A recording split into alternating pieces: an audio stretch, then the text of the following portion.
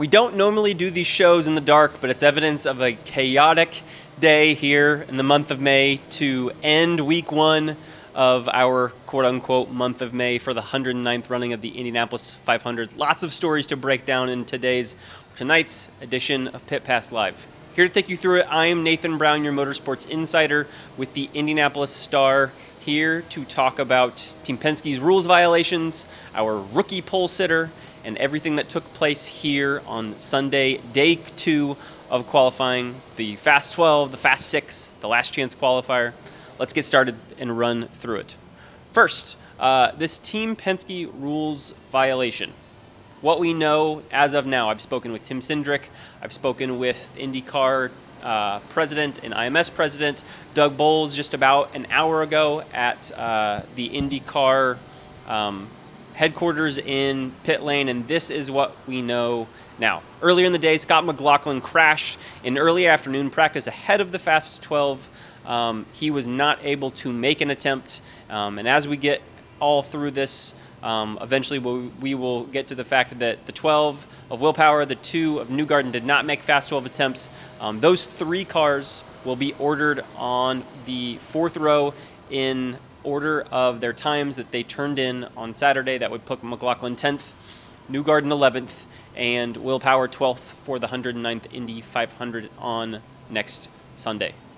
Where we go from here, first was Willpower's number 12 car that went through pre-session technical and inspection, and it was there that IndyCar technical director Kevin Blanche initially noted something he wasn't exactly clear on the car's attenuator. There was a seam that Team Penske employees had filled in between 2 parts on the attenuator that theoretically, with that seam in place, could provide a little bit of an aerodynamic advantage. That car was allowed to pass through technical inspection and advance onto pit lane, according to IndyCar president Doug Bowles, because of the swiftness in which this process needed to be gone through, and it seems like there was an idea that the rules would be reviewed and it would be addressed if it needed to. A couple cars later, the number 2 of Joseph Newgarden passed through technical inspection as well, and that same seam had been filled in on the back of the car, and it was at that point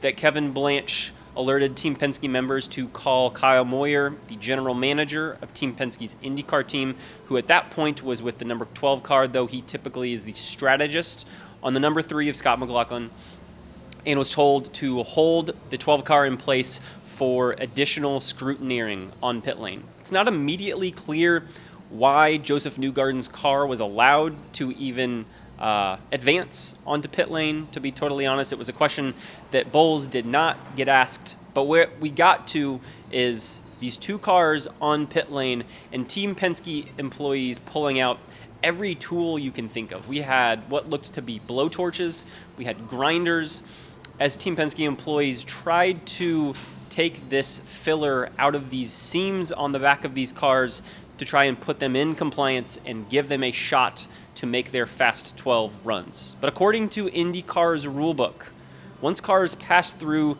pre-session technical inspection for Indy 500 qualifying for this Fast 12, for example, those cars are only allowed to adjust tire pressures and front and rear wing angles. So obviously this grinding, this scraping, this work that's going on the back of these cars is clearly out of line and unallowed by IndyCar's rulebook. Tim Cindric, Team Penske's IndyCar president, said that he was pretty certain that those were the rules, but the team had also been told, or believed they had been told, that there may be a chance that if they remedied the issue that they would be allowed to make their qualifying attempts. Ultimately, the crew on Power's number 12 car was told that they could make their run, but they would be checked in post-session inspection, and that car would, in all likelihood, be disqualified and would finish in that same 4th row spot.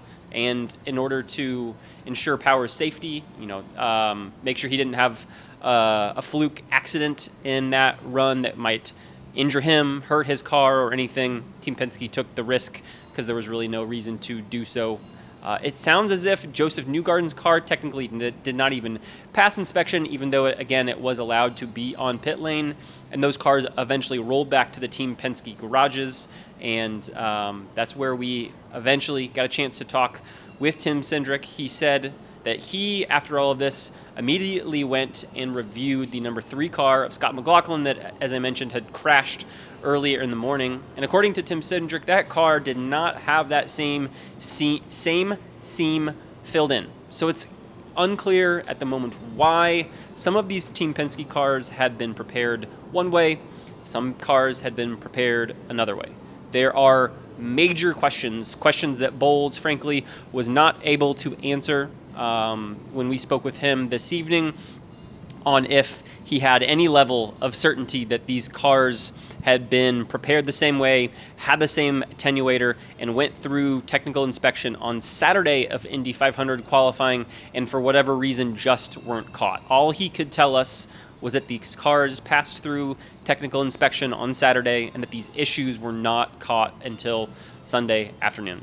It's got a lot of members of the paddock, again, up in arms about a Team Penske rules violation amidst this perception, at least, of a conflict of interest with Roger Penske's ownership of Team Penske, IndyCar, the Indianapolis Motor Speedway, as the promoter of many events on the IndyCar calendar, as well as the ownership of Ilmor Engineering, who makes engines for Chevrolet cars in the IndyCar series and has for some time. This is a perception issue that we've talked about multiple times over the last year that really erupted in Team Penske's push to pass scandal that came to light after our race at Long Beach in 2024, before the race at Barber Motorsports Park, and drama of which continued to roll into the month of May last year, where Team Penske swept the front row for the Indy 500 and where Joseph Newgarden ultimately made a last lap pass to beat Pato O'Ward for his second consecutive Indy 500 victory. His first, of course, came in a little bit of controversy in the ways in which that race ended with a one-lap sprint to the finish that folks believe has never been had before in IndyCar or in the Indy 500. So where we go from here, ultimately, these cars will start 10th, 11th, and 12th. Doug Bowles told us that any penalties outside of failing technical inspection and having to start in those spots, not being able to make those attempts, will come after the Indy 500 is completed on May 25th, as is the case for any sorts of violations or potential violations that IndyCar would find in the midst of another IndyCar event weekend. Of course, the uniqueness of this is that this event lasts 2 weeks. Most events last 3 days, but that is how these rules work. So whether it might be a monetary fine to the team, a loss of entrant points, a loss of driver points, the latter of which I think is extremely unlikely. I could at least see the reasoning behind, say, maybe stripping Team Penske of the entrant points, at least, that they will earn for qualifying 10th, 11th, and 12th. I believe, if my understanding of the rules is up to date, that those cars still get 3 points for 10th, 2 points for 11th, and 1 point for 12th. 12 points there for your pole sitter, Robert Shwartzman, that we will get through in a minute, and then it just goes on the way down. But we will have to see how Doug Bowles and IndyCar ultimately rules on this. There are lots of concerns and frustrations in the paddock that have been simmering since last April, stemming from this push to pass scandal. Pato O'Ward, who will start on the front row for next weekend's Indy 500, said he believed that these cars should have been bumped down to the last chance qualifier, not only allowed to not participate and start 10th, 11th, and 12th, but that their times from Saturday shouldn't have been allowed, and they shouldn't have been qualified cars yet on the grid. Doug Bowles answered that question and said that once cars qualify through one part of the session, i.e. passing technical inspection on Saturday and then posting qualifying times that placed them in the Fast 12 where they ended, that there's nothing in IndyCar's rule book that can be done. And so that is where they will stay. I know for a fact that Pato is not the only one who feels that way, but he is the one driver so far that we have heard from this evening. Hope to have a chance to speak with more drivers on that tomorrow, and we'll update you with stories on social media, potentially videos, once we get some of that more information. Yeah, obviously it's an unfortunate day for us in a lot of ways, but essentially we'd gone through inspection with the 12 car, and when the 2 car got to inspection, there was a seam that had been filled. You saw it on television there, that the officials didn't like. And unfortunately, once you go through inspection, you're only allowed to fix the wing angle on the front and rear wing and do the tire pressures and so forth. So with all the will in the world to get it to where it would pass inspection, it was too late to do that. So if I was one of the other competitors, I would complain the same way, that we were obviously willing to fix that and go do something basically that conformed in the eyes of the officials. Internally there's a bit of an arbitrary thing, because I went back and actually looked at the 3 car that crashed this morning, and it was different. In other words, it was fine. So internally, we need to have a bit better process, but if you don't pass inspection at that point in time, you don't get the chance to go. And there was no use really putting one of our cars or both of our cars out there and doing a qualifying run and put our drivers at risk if we knew that it essentially hadn't passed inspection on the way through. Let's move on to our last chance qualifier. We had 4 drivers who ended Saturday not yet qualified for the 109th Indy 500. Those cars were the number 98 of Marco Andretti, the number 66 of Marcus Armstrong, the number 18 of Rinus VeeKay, and the number 51 of Dale Coyne Racing rookie Jacob Abel. Looking at the speeds from yesterday, the experience levels of all of the drivers at hand, I have to say Jacob Abel was the driver that I was expecting to not make this race unless we had some sort of a fluke, whether it was a crash or a malfunction, either in the cockpit or from the car going through. But when we only have 4 cars in this session, this kind of went according to how you would expect. As I go through to the timing sheets that we have from that 4-car session, Marco Andretti finished fastest with a 4-lap average of 229.741 miles an hour. Marcus Armstrong was second at 229.091.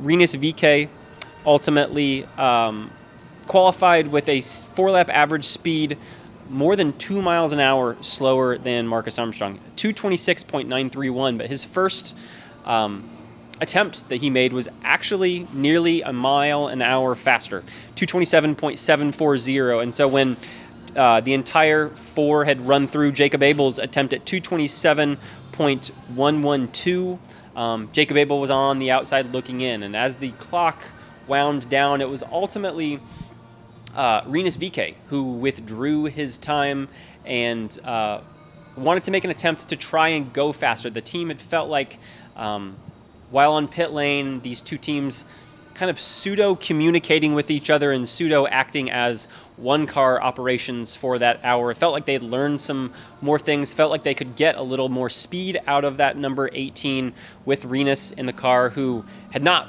qualified for the Indy 500 outside the first 2 rows in his previous 5 attempts. An incredible record that went down to the wire today to even have him in this race. Rinus ultimately went slower, but Jacob was not able to bump his way into that race, into this race. And for the second year in a row, we have a Dale Coyne Racing rookie as the lone driver not making the Indy 500. Jacob Abel is a full-time driver in this field. He will continue to race on at Detroit and every race after that, but we will not see him in the field here this coming Sunday. We move on to the 9 drivers that competed in that Fast 12, and ultimately Felix Rosenqvist was the fastest, followed by Pato Award, Robert Shwartzman, Scott Dixon, searching for his record-tying 6th pole at the Indy 500. Alex Palou, his teammate, and the veteran 2-time 500 winner, one-off driver Takuma Sato. Those 6 eliminated David Malukas, Christian Lundgaard, and Marcus Ericsson, who will start in that order on the 3rd row. So those drivers then went in descending order, so starting with Sato all the way down. And for a time there, it looked as if Takuma Sato was going to be our pole sitter, a first-time pole sitter here in the twilight of his career in a one-off entry with Ray Hall, Letterman, Lanigan Racing, who had teammate Graham Rahal only barely make the field, qualifying 30th on Saturday. Takuma Sato was eventually overtaken by none other than rookie Robert Shwartzman. An incredible surprise from a team that frankly was expected by many, including me, to be right on that bubble of potentially falling into the LCQ, potentially not making this race. They are a brand new team to the IndyCar Series. Robert Shwartzman is a brand new driver to the IndyCar Series who had not yet, until a test earlier this year, even been on an oval. This will be his first oval race on Sunday, and he will be leading the field to green ultimately. He posted a faster time for lap average than Takuma Sato, and we saw Pato O'Ward and Felix Rosenqvist go after them. Neither was able to finish faster than Robert Shwartzman, and he is our pole sitter for the 109th Indy 500. An incredible day here. I cannot think of a non-race day in my 6 years covering this sport at the Indianapolis Motor Speedway that has been any wilder than this. In fact,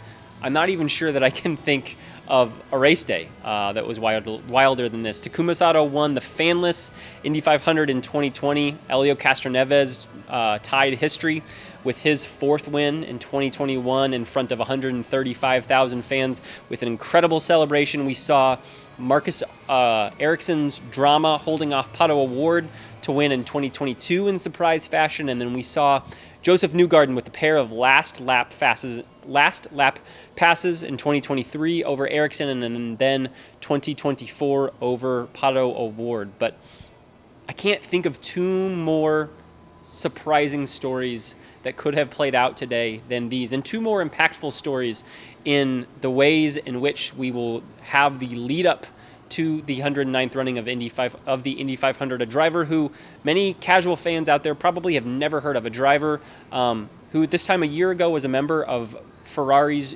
driver development program. He's a Formula 2 runner-up with Prema in 2021 who'd spent each of the last 3 years as either a test or reserve driver with Ferrari, the most storied program in Formula 1, and now he finds himself back with that team that he nearly won that Formula 2 championship with 4 years after I'm sure he had harbored hopes of one day becoming a Formula 1 driver, coming to America, joining a team that was not moved into its race shop until December of this year. Robert Shwartzman with a engineer that had joined this team in April for the open test. So not even a month ago. He'd been working with this engineer who back in 2022 had been Joseph Newgarden's engineer after Gavin Ward left the team.